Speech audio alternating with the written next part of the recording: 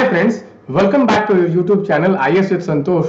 In this video again मैं आपको 2 marks gift करने वाला हूं यूपीएससी प्रीलिम्स में। मैं आपको एक ऐसा टॉपिक बताने वाला हूं जिनके आने के चांसेस बहुत ही ज्यादा हाई है और यदि आपने इसे प्रिपेयर कर लिया तो आपको एक एज मिलेगा बाकी एस्पिरेंट से। Guys I am going to keep this video bilingual so that more number of aspirants can watch this, because in the previous video I'm getting a lot of requests that keep it bilingual. So guys please bear with me, I will be using both Hindi and English in this video.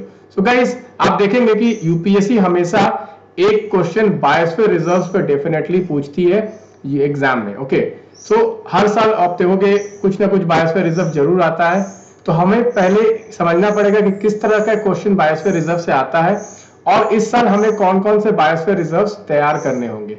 Guys आपको मालूम है India में बहुत सारे biosphere reserve हैं और हर biosphere reserve पढ़ना possible नहीं है। आप ये मेरे ऑप्टिमा कार्ड से आप देख सकते हैं, मैंने बायोस्फीयर रिजर्व्स का लिस्ट बनाया है, पर आपको सारे बायोस्फीयर रिजर्व पढ़ने की जरूरत नहीं है, आपको हर चीज भी पढ़ने की जरूरत नहीं है। आपको क्या करना है, आपको यूपीएससी का पीवाईक्यू देखना है। You have to see the UPSC PYQ and you have to understand what kind of questions UPSC has asked from the PYQ, and then you have to connect with the current affairs and then you have to start your preparation. Let me just show you. Okay, so this is a question which came in 2019 Civil Services Examination 2019. Which of the following are Agastyamalaya Biosphere Reserve? Which of the following are in Agastyamalaya Biosphere Reserve? Okay, so basically they are asking what? They are asking in this Agastyamalaya Biosphere Reserve, which of the following protected areas belong to this.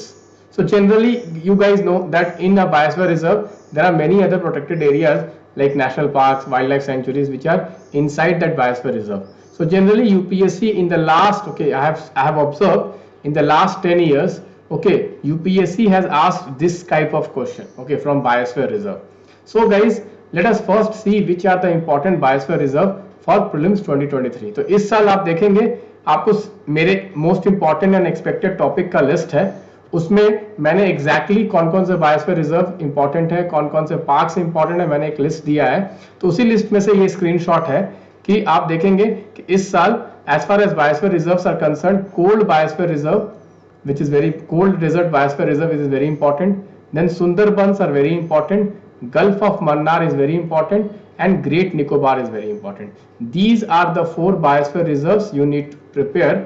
यदि extra पढ़ना है तो आपको मैं एक और बताऊंगा, उसको मैं आप ऐड कर सकते हैं, बट मेरे हिसाब से यदि ये 4 आपने अच्छे से तैयार कर लिया तो आपका पक्का एक ना एक क्वेश्चन जरूर लड़ जाएगा।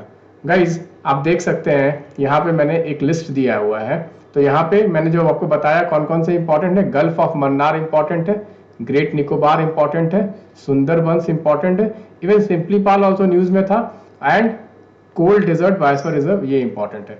तो आपको 1 2 3 4 ये 4 को अच्छे से तैयार करना है। आप ये सिंपलीपाल भी पढ़ सकते हैं।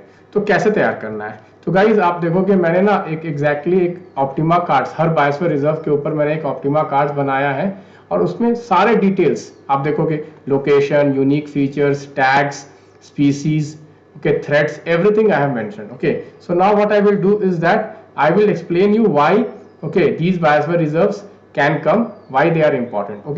So आप देखेंगे cold biosphere reserve, cold biosphere reserve क्यों इंपॉर्टेंट है, तो इस साल आप देखोगे कोल्ड बायोस्फीयर रिजर्व इसलिए इंपॉर्टेंट है क्योंकि यहाँ पे आपको आप देखोगे तो snow leopard was in news, snow leopard was in news, and overall if you see that region, the Ladakh region and Himachal region, because of the various kinds of disasters, climate change happening, this region is in news. So I am expecting one question to be asked from cold desert biosphere reserve. यहाँ आपको एक चीज ध्यान रखना है, इस biosphere reserve के अंदर Pin valley, Kibber Pin valley national park, Kibber wildlife sanctuary, Chandratal and Sarchu, ये सब इस बायोस्फीयर रिजर्व के अंदर आते हैं। तो ये बहुत इंपॉर्टेंट है कोल्ड बायोस्फीयर रिजर्व। तो यहाँ पे आप देखोगे कि स्नो लेपर्ड पाया जाता है, स्नो लेपर्ड बहुत इंपॉर्टेंट स्पीसीज है इस साल प्रीलिम्स में। नेक्स्ट आप देखोगे सुंदरबंस, सुंदरबंस बहुत इंपॉर्टेंट है इस साल because of the mangroves. Guys overall if you see our focus is shifting towards mangroves this year. A lot of questions can be expected from mangroves, starting from the Global Mangrove Alliance, MISHTI scheme, various kinds of ecosystem services provided by the mangroves। तो ये question आने के chances high है, तो सुंदरबंस भी आपके आने के चांसेस हाई है। नेक्स्ट आप देखोगे तो गल्फ ऑफ मन्नार क्यों? बिकॉज यहाँ पे डुगोंग डुगोंग का एक नया प्रोजेक्ट लिया गया है कंजर्वेशन के लिए, जो गल्फ ऑफ मन्नार में मेनली पाया जाता है। गल्फ ऑफ मन्नार भी न्यूज़ में है पिछले 1-2 साल में, तो गल्फ ऑफ मन्नार भी बहुत ज़्यादा इंपॉर्टेंट है। Then Great Nicobar, Great Nicobar ये भी इंपॉर्टेंट है काफ़ी because of the project which is coming out in Nicobar. So Great Nicobar biosphere reserve, उसके अंदर जो भी कौन से प्रोटेक्टेड एरियाज आते हैं वो आपको तैयार करना चाहिए। पहला क्वेश्चन तो आपको सिर्फ पहला क्या तैयार करना चाहिए, इस तरह का क्वेश्चन कि उसके अंदर बायोस्फीयर रिजर्व के अंदर कौन कौन से प्रोटेक्टेड एरियाज आते हैं। बेसिक से आप स्टार्ट करें तो आप बोलोगे यहाँ तो टेबल में मैंने बनाया ही है, मैंने इंडिविजुअल कार्ड ही बनाया है। मैंने क्या किया है, मैंने आपको एक टेबल ही बना दिया है। आप देखोगे एनवायरनमेंट का मैंने टेबल बनाया है, ठीक है, और आप देखेंगे मैंने नेशनल कौन सा बायोस्फीयर रिजर्व है, किस स्टेट में आता है, उसके अंदर कौन कौन से रिवर्स हैं, कौन कौन से आपके लेक्स हैं वो दिया है, कौन कौन सा फ्लैगशिप स्पीशीज है, कौन कौन से उसमें basically parks and protected areas आते हैं, कौन कौन से उसमें वेजिटेटिव स्पीसीज हैं, कौन कौन से उसके मेन फीचर्स हैं, वो सारे मैंने टेबल के फॉर्मेट में दे दिया है। ऐसे मैंने लगभग सारे इंपॉर्टेंट बायोस्फीयर रिजर्व जो इस साल इंपॉर्टेंट है उसको इस टेबल में कवर किया। इस टेबल को आप जरूर यूज करिएगा अपने यूपीएससी प्रिपरेशन में। मैंने 2 चीज इसमें किया, एक तो मैंने पीवाईक्यू को कवर कर दिया है, और इस साल जो भी न्यूज में थे, whatever is in news this year, I have tried to cover those biosphere reserves also. So please kindly go through this table. So in biosphere reserves कैसे पढ़ना आपको, बायोस्फीयर रिजर्व्स में आप देखोगे तो बायोस्फीयर रिजर्व्स में आपको क्या करना है, पहली बात तो कौन कौन से बायोस्फीयर रिजर्व पढ़ने, तो सारे नहीं पढ़ने, मेरे को 4 पहले इंपॉर्टेंट पढ़ने हैं, ठीक है। आप सब भी पढ़ सकते हो, आपके पास ज्यादा टाइम है, आपके पास बहुत फालतू का टाइम है, आप सब बैठ के पढ़िए, आपका काफी टाइम लॉस हो जाएगा, ठीक है, सब पढ़ने बैठोगे तो आप मेरे हिसाब से आप 4-5 को फोकस करो। आपको लगता है ये कुछ टॉपिक मैंने छोड़ दिया है जो आपके हिसाब से इंपॉर्टेंट है, आप उसे भी कवर कर सकते हो, बट मेरे हिसाब से Great Nicobar, Gulf of Mannar, Sundarbans and cold desert biosphere reserves, ये चारों आप तैयार करेंगे, ठीक है। नीलगिरी तो एवरग्रीन है ही, नीलगिरी तो एवरग्रीन है, इसे भी आप तैयार कर सकते हैं, ये तो एवरग्रीन है, ये तो मतलब हर साल इंपॉर्टेंट है, नीलगिरी बायोस्फीयर रिजर्व ये हर साल इंपॉर्टेंट है। बट इसके अलावा ये 4 आप तैयार करें, आपको एक ना एक क्वेश्चन जरूर डेफिनेटली मिल जाएगा एग्जाम में। कैसे तैयार करना है, पहले हमें प्रोटेक्टेड एरियाज लेना है, उस बायोस्फीयर रिजर्व के अंदर कौन कौन से प्रोटेक्टेड एरियाज आते हैं, फिर वो बायोस्फीयर रिजर्व कौन से वेजिटेशन में है, कौन से क्लाइमेट में है, कौन कौन सा फ्लैगशिप स्पीसीज है वहाँ अवेलेबल, और कुछ डिस्टिंक्ट फीचर्स हैं क्या उस बायोस्फीयर रिजर्व के, कोई डिफरेंट टैग्स है क्या। जैसे आप सुंदरबन में देखिए, वो एक टाइगर रिजर्व भी है, वो एक नेशनल पार्क भी है, वो एक बायोस्फीयर रिजर्व भी है, वो एक रामसर साइट भी है, वो एक वर्ल्ड हेरिटेज साइट भी है, तो इस तरह के, और एक रामसर साइट भी आ गया है, तो इस तरह के कुछ डिस्टिंक्ट फीचर्स हैं यदि उस बायोस्फीयर रिजर्व के, तो वो भी आपको तैयार रखना है। और सुंदरबन तो बहुत ही इंपॉर्टेंट है because of the mangroves and there are various climate change impacts also happening in Sundarban. So guys आप इस कार्ड्स का बहुत ही यूज कीजिए, बहुत ही ज्यादा आपका ये काम सिंप्लीफाई करेगा। मैंने आपको बेसिकली क्या किया है, मैंने आपके काम को सिंप्लीफाई किया है। सिर्फ आप ये टेबल्स देखिए, टेबल्स एक नजर में देखिए, आपका पूरा टेबल तैयार हो जाएगा। क्योंकि यूपीएससी क्वेश्चन क्या पूछता है, रिवर्स पूछता है, स्पीसीज पूछता है, प्रोटेक्टेड एरियाज पूछता है। तो गाइज मैंने क्या किया, मेरा जो भी एक्सपीरियंस रहा है ना यूपीएससी निकालने का प्रीलिम्स, तो मैंने उस सबको यूज किया है और आपके एफर्ट को रिड्यूस किया है। क्योंकि मेरे को मालूम है, क्योंकि मैंने 6 अटेम्प्ट दिए यूपीएससी का, मैंने 6 के 6 प्रीलिम्स निकाले हैं।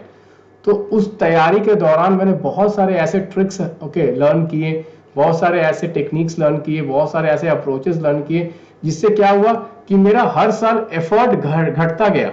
मैं सच बता रहा हूँ, मेरा एफर्ट हर साल घटता गया और मेरे मार्क्स हर साल बढ़ते गए, ठीक है। मैं अभी भी, मेरे को याद है, मेरे फर्स्ट अटेम्प्ट में अराउंड 95 या 98 95 या 98 आए थे मेरे GS1 में, फर्स्ट अटेम्प्ट में।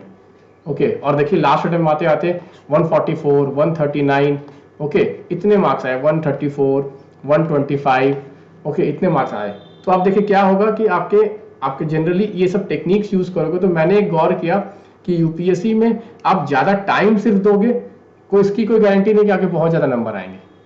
आपका अप्रोच सही होना चाहिए। क्योंकि मैंने मतलब लास्ट अटेम्प्ट में मैं बता रहा हूँ, मैं 139 स्कोर किया था, मैंने 20 से 25 दिन की तैयारी की थी। बट ये स्ट्रैटेजीज, ये ट्रिक्स मैंने अपनाए थे, जिससे मेरे को बहुत ही ज्यादा फायदा हुआ। और वो सारे स्ट्रैटेजीज, वो सारे ट्रिक्स मैं आपको ऑप्टिमा कार्ड के रूप में और most important and expected question के सीरीज में मैं आपको हेल्प कर रहा हूँ। तो गाइस इस साल आपके ये 4 टॉपिक्स जो हैं वो काफ़ी इंपॉर्टेंट हैं, तो आप इन चारों को ज़रूर प्रिपेयर करें। Cold biosphere reserve, cold desert biosphere reserve, Sundarban biosphere reserve, Gulf of Mannar and Great Nicobar. सबसे यदि आप कुछ मेरे से पूछोगे कि आप यदि क्वेश्चन यूपीएससी का सेट करता तो आप किस टॉपिक पे क्वेश्चन बनाते, तो मैं तो ग्रेट निकोबार बायोस्फीयर रिजर्व में पक्का क्वेश्चन बनाता। इस पे मैंने ऑलरेडी एक वीडियो बनाया हुआ है, आप उसको देख सकते हैं यूट्यूब पे। मैंने ऑलरेडी टेबल में भी उसे बहुत अच्छे से कवर किया, आप वो भी देख सकते हैं।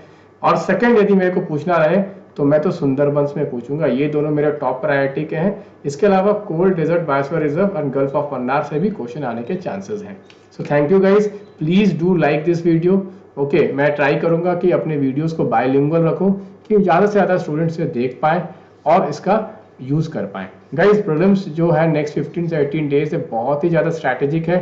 एक दो क्वेश्चन भी आपको एक्स्ट्रा कहीं से मिलता है, मेरे इंपॉर्टेंट लिस्ट से मिलते हैं, मेरे इंपॉर्टेंट क्वेश्चन से मिलते हैं, मेरे कार्ड से मिलते हैं, वो आपके लिए वंडर्स क्रिएट कर सकते हैं। गाइज यूपीएससी में बोला जाता है कि 1 मार्क्स ऑल्सो मैटर्स।